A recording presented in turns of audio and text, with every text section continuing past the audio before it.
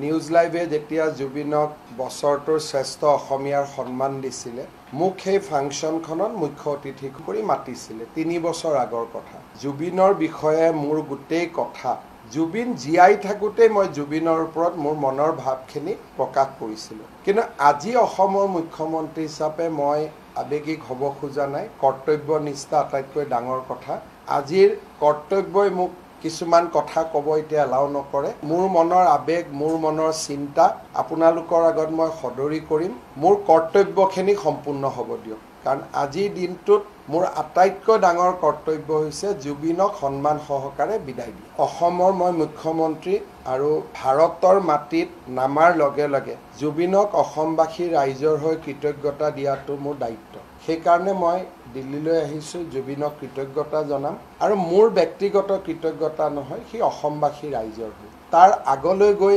অসমৰ মাটিত ভৰি দিয়াৰ লগে লগে অগণন গুণমুগ্ধ থাকিব